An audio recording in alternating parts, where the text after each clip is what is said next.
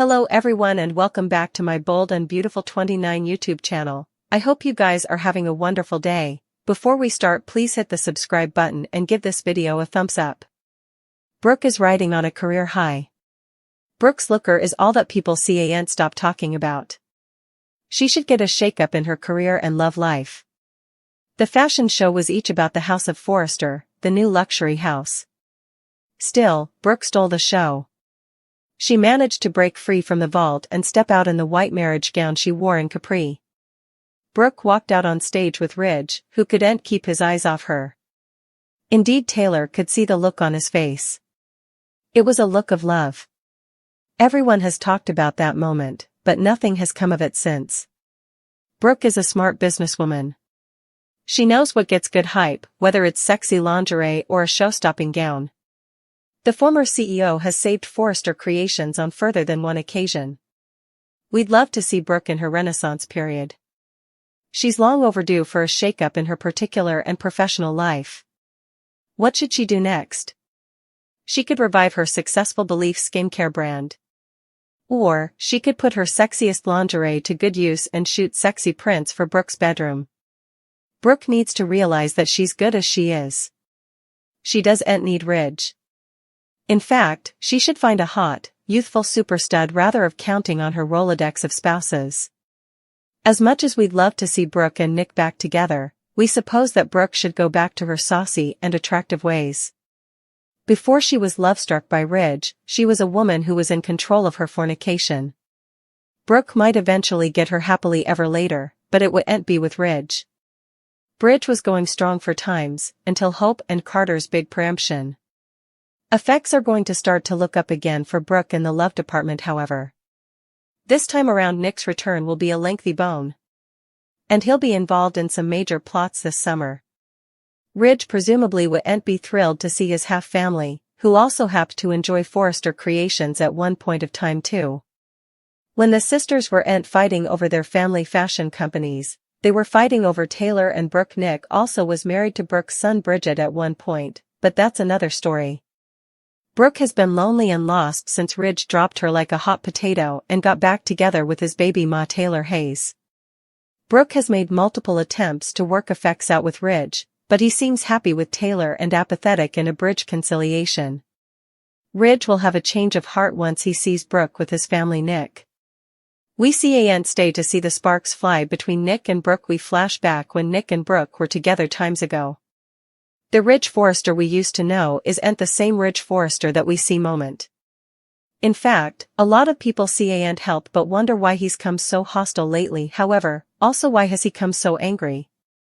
That's what suckers want to know, if he's so in love with the right woman. We have noticed that the passion that he has in his voice whenever he dislikes commodity has come relatively unhealthy. It's egregious, his wrathfulness against women. He's fueled by his grievances in life and needs a therapist. And he's in a relationship with one, yet she doesn't fate that. Ridge sounds like that with everyone. Ugh, the way he was giving Finn the side eye. I'm not indeed crazy about Finn, but Ridge was ticking me off. I suppose the actor is tired of saying the same thing over and over and over and over and over again. That's just the personality of Ridge. He played Ridge with a chip on his shoulder. But he no way played him any other way in the decades since. And if there ever was a character that didn't earn to have a chip on his shoulder, it's Ridge. We smell a little covetousness around then. Ridge, as it seems like he's eventually realizing that he's missing out on commodity big with Brooke. Ridge looking enough shocked when he sees Brooke with none other than Nick. Did it really take for this to be in order for Ridge to see the light? That seems to be the case. He spent the last several months telling Brooke that she's not the woman for him presently and that his heart belongs to Taylor. But now that it looks like Brooke is in fact moving on with Nick, Ridge is about to have a change of heart. As our suckers can imagine, the internet clearly did have a lot to say about the matter. Some have indeed reflected with, I hope he doesn't like it one bit, and further than that, I truly hope Brooke moves on. It's time she had some quality. We want Ridge and Brooke together. We used to be their biggest addict, but I literally can't stand him anymore. And I'm so over Brooke soliciting him to come back to her. Brooke is actually moving on with Nick. I do and suppose I can take Brooke and Ridge ever again. It's done, over, finished, and expired. I used to love Brooke, but the soliciting and crawling Brooke has done lately to try to get Ridge back has nearly ruined the character for me. Enough. Ridge always wakes up whenever another man shows up for Brooke.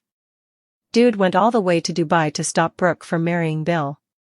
He does this every time Brooke finds happiness with another man, and also he drops whomever he's with to try and get Brooke back. He promises to Brooke that he can no way recognize. Cleric and Sheila's big day is fast approaching, and the couple is making sure their marriage is redundant special, starting with the choice of venue. It was firstly supposed to be at the Sand, but also they changed it to Il Giardino because that's the place where they fell in love. So it has veritably novelette-ish meaning to them, explains Deacon's portrayer. Cleric has set up what he feels is true love. Daikon has no dubieties about marrying the city leper, who's abominated by the foresters and just about everyone differently. I do and suppose he cares, Canon opines. I mean, Deacon's been a leper ahead. There are a couple of people Deacon cares about. Obviously Hope, and I suppose he does watch about Brooke's opinion as a friend.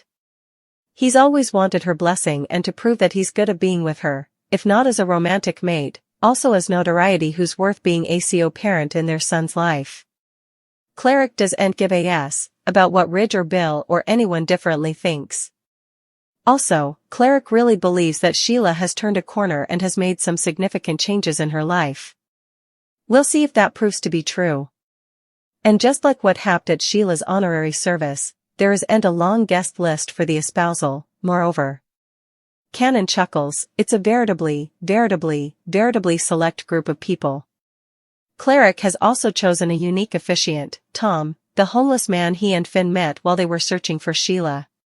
First of all, Cleric is truly thankful to Tom because without him, Deacon and Finn would not have known to look in that abandoned structure where Sheila was chained up. I suppose another part of it's that Cleric is a Joe who has turned his life around and has seen firsthand the power of redemption and alternate chances, and he recognizes Tom as a Joe in need of one.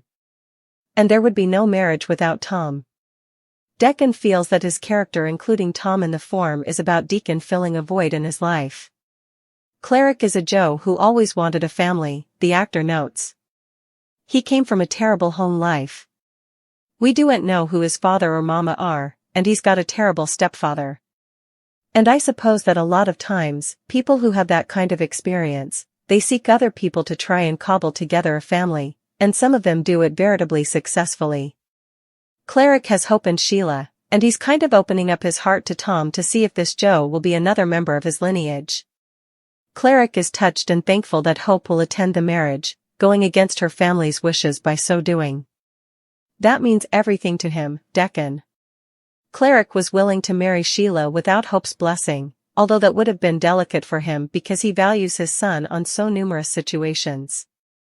He dissatisfied her early in her life and he absolutely doesn't want to be anything but be a source of support and strength for her. Cleric is determined to get hitched without any terms. Daikon shares, I suppose Cleric truly feels that he and Sheila have a shot at a healthy, normal life, one that prospers with the eatery. That said, it's going to necessitate that Sheila is suitable to keep a lid on her compulsive desire to have a relationship with Finn. She's fixated on that passing and it represents an implicit point of peril. Everything could come crashing down if she pulls any crazy Sheila numbers. Bill's outgrowth is clear, he wants Luna to be his son. Offers the actor, he was drawn to Luna right off the club and felt a certain connection to her. So he really wants it to be true. I suppose having a son, having that relationship, he perhaps sees as a way to right some wrongs that he sees when he looks at his youngish tone. So, he's on legs and needles hoping that she is, in fact, his son. He just has a certain suspicion about it. I also want to point out that he lets her know that anyhow the result, I suppose you're just an amazing mortal and I'm gonna be then for you in your life. That's how connected he feels to her.